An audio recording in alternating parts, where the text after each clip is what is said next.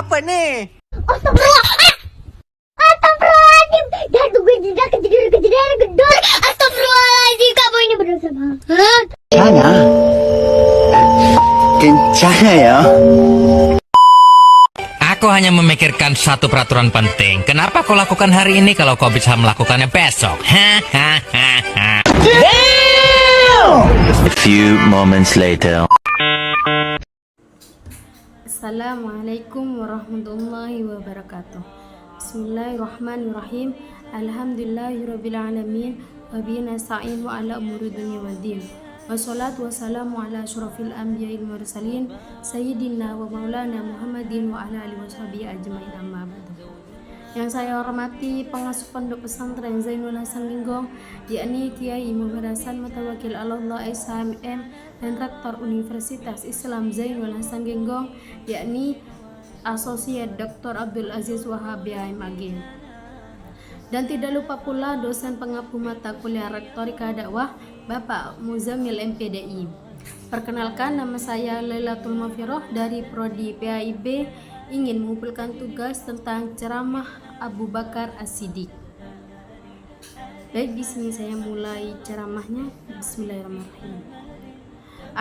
Abu Bakar As-Siddiq mempunyai nama lengkap, yakni Abdullah bin Utsman bin Amir bin Ka'ab.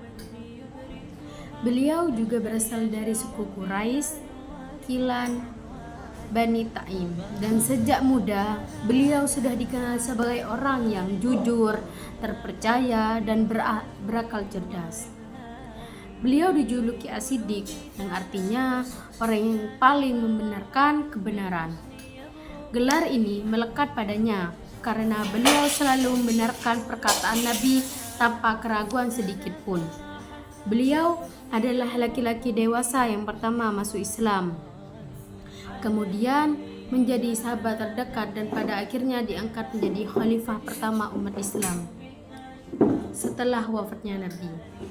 Beliau memerintahkan selama 2 tahun, lalu beliau wafat pada usia 63 tahun dan dimakamkan di samping makam Nabi Muhammad SAW di Madinah. Kisah teladan yang menarik dari Abu Bakar As-Siddiq: yang pertama, masuk Islam dengan keyakinan penuh. Ketika Nabi menyampaikan keseruan Islam, Abu Bakar langsung menerimanya.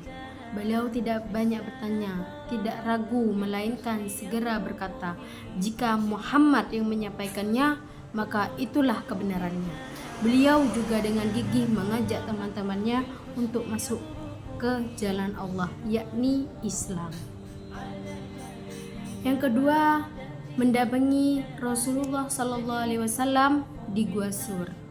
Saat Nabi hijrah ke Madinah untuk menghindari kejaran kaum Quraisy, hanya Abu Bakar yang berani mendampinginya.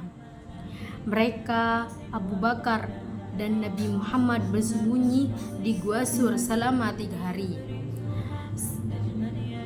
Saat musuh-musuh berdiri tepat atas mulut gua mengepung Rasulullah dan Abu Bakar pun merasa cemas, namun Nabi menenangkannya. Jangan takut Abu Bakar, sesungguhnya Allah bersama kita.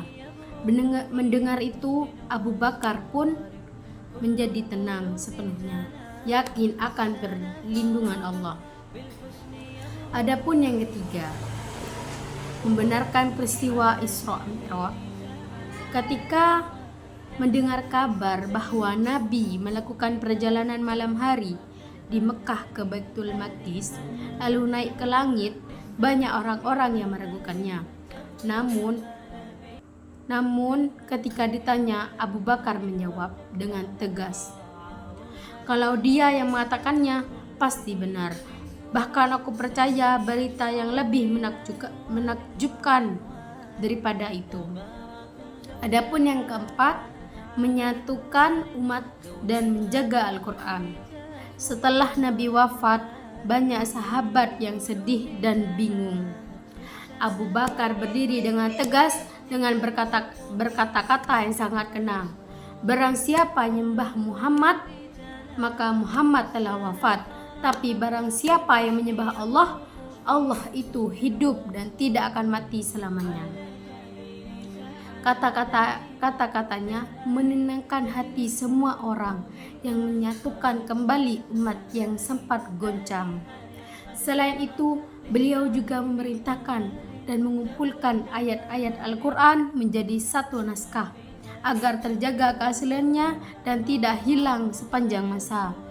Sifat jujur, sifat setia, teguh iman, dan rendah hati inilah yang menjadikan beliau teladan bagi kita semua. Manfaat meneladani beliau bagi kita sendiri, hati menjadi tenang, terhindar dari keraguan dan senantiasa dipercaya oleh orang lain. Adapun untuk lingkungan, terciptanya suasana yang jujur, rukun dan terhindar dari pertengkaran serta perpecahan.